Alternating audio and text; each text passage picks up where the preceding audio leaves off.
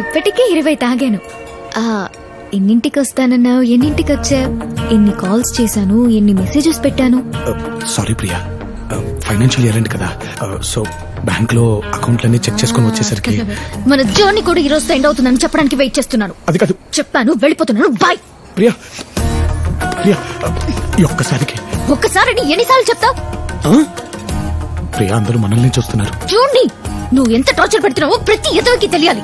Hello madam, ఏంటి ఇందాకటి నుంచి ఓ లేట్ అని అమాయకుడిని పట్టుకుని టార్చర్ పెడుతున్నారు?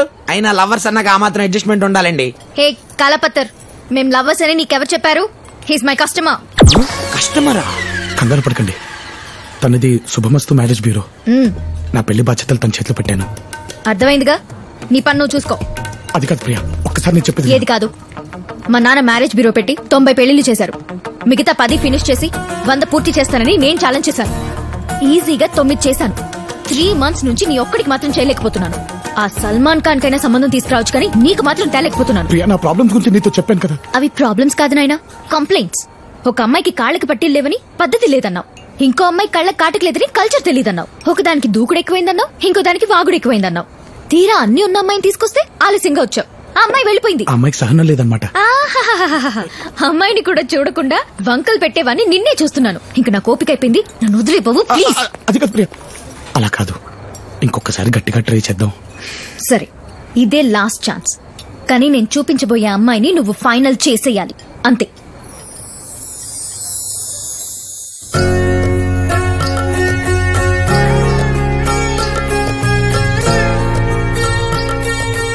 మా యమ్మిని చాలా పద్ధతిగా పెంచినాం. పిడకలు కొట్టడం కానిచ్చి ఫిల్టర్ కాఫీ పెట్టడం దాకా అన్ని వాయమ్మే చేశాది.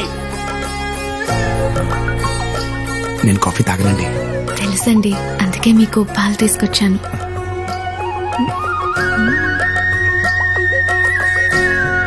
థ్యాంక్స్. అమ్మాయి ఓకేనా? అమ్మాయి మరీ క్లాస్ గా ఉంది, కొంచెం మాసు. అవునా? మీకేడ నచ్చదోనని రొంత కంట్రోల్ పెట్టినా. అమ్మీ బయటకు.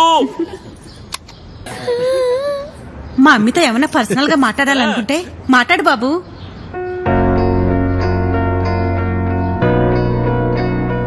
దేవుడా దేవుడా, ఇక్కడి దాకా తీసుకొచ్చా.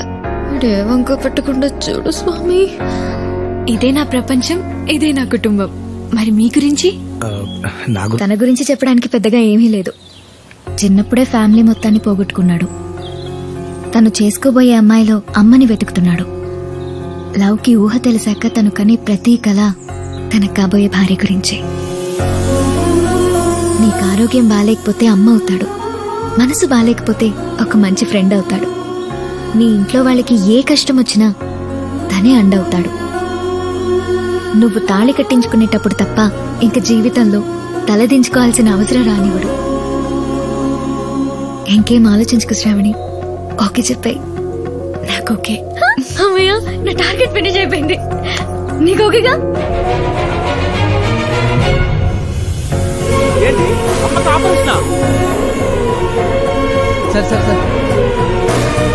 నా ఎంగేజ్మెంట్ డేట్ ఫిక్స్ అయింది.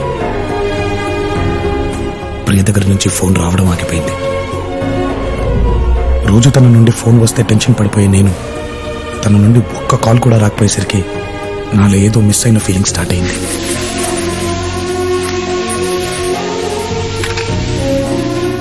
తను నాకు దూరమైనప్పుడే తెలిసింది నేను తనకెంత దగ్గరయ్యాను.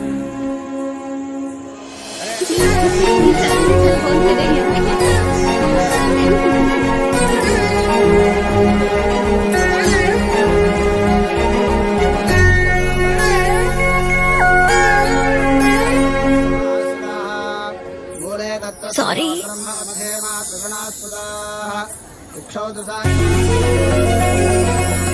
నిశ్చితార్థం రోజు పెళ్లి కూతురుని చూస్తే రాని ఆనందం ప్రియం చూస్తే వచ్చింది.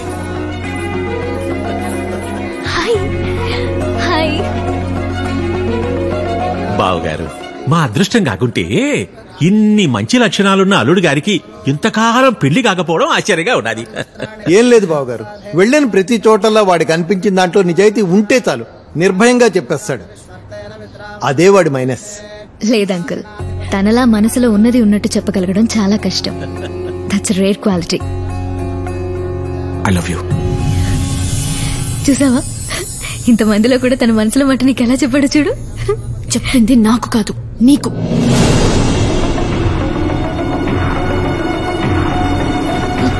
నువ్వు తనని తప్పుగా అర్థం చేసుకుంటున్నావు. తను చెప్పింది కరెక్ట్ ప్రియా. నన్ను అర్థం చేసుకునే అమ్మాయి కోసం ఇంతకాలం వెతికాను, కానీ నువ్వే అని లేట్గా అర్థమైంది. I'm sorry Shravani. I hope you understand.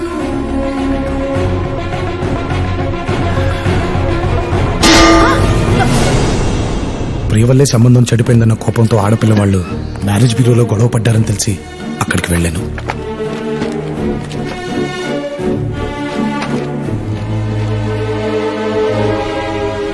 ఎందుకొచ్చావురా? మళ్ళీ ఎందుకొచ్చావు? నీ వల్ల మా బ్యూరోకి చెడ్డ పేరు వచ్చిందని తిట్టాలా? 10 మందిలో నా కూతురికి ప్రపోజ్ చేసి అవమానించావని కొట్టాలా? నేను చెప్పిన ప్లేస్ తప్పై ఉండొచ్చు, కానీ నేను చెప్పింది మాత్రం కరెక్ట్ ప్రియా. నాన్న, అతనితో మాట్లాడనవసరం. ముందు ఇక్కడి నుంచి వెళ్ళిపోమను. అది కాదు ప్రియా. ఏది కాదు, ఏది కాదు? చూడు, దయచేసి వెళ్ళిపో. ఇంకెప్పుడు నాకు కనపడకు ప్లీజ్.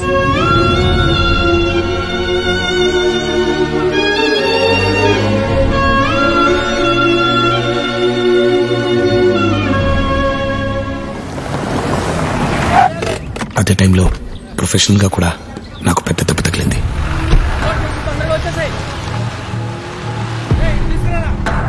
ఎరా, అంతా లోడ్ అవుతున్నట్టేనా? అయిపోయినట్టేనా? ఏ బ్యాంక్ మేనేజర్. సార్ చెరువు అన్నారు. ఏ బ్యాంకు? నువ్వు ఉన్నది చెరువులోనే. మరి నీళ్ళేవి సార్? దొంగ చేపలు మొత్తం తాగేశాయి. చేపలా?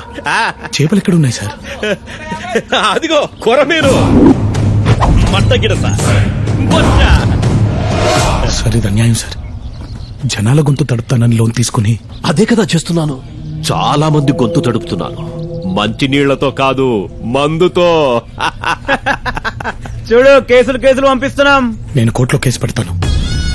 రే బ్యాంకు, ఈ చేపలు చెరువులో ఉన్నంత వరకే మెత్తగ్గా ఉంటాయి. ఒడ్డుకొచ్చాయో మొసళ్ళవుతాయి, మీద పడి తినేస్తాయి. బయలుదేరో పో. నేను వద్దు అన్న వినకుండా డాక్యుమెంట్లు చూడకుండా ₹1,00,00,000 ఇచ్చేసాడంటే ఆయన ఈయనకి ఎంత ఇచ్చుంటాడు? అప్పటికి చెప్పాను సార్, పాంప్లెట్లు పంచినంత ఈజీగా లోన్లు పంచదని. అయినా వెళ్ళలేదు. ఎవరికి పట్ట లోన్లు ఇచ్చాడు, రికవర్ చేయమని తిట్టేవాడు సార్. కదా? అవును సార్. మిస్టర్ లవ్ కుమార్, అలా నా తోటి బ్యాంక్ ఎంప్లాయీసే పై అధికారుల ముందు నన్ను దోచుకొని నిలబెట్టారా. నెల రోజుల రూపు తిరిగి డబ్బుని బ్యాంక్కి కట్టకపోతే నా ఉద్యోగం పోవడంతో పాటు నన్ను జైలుకి కూడా పంపిస్తాన్నారు. అలాంటి దిక్కుతోచని పరిస్థితుల్లో ఉండగా ఈ యాక్సిడెంట్ జరిగింది. ఇప్పుడు ఏం చేయాలో చెప్పు.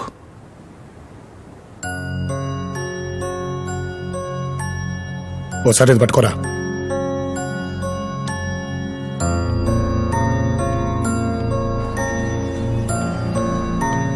ఫీల్ అవకరా, కష్టాలు మనుషులకు కాకపోతే ఎవరికి వస్తే చెప్పు.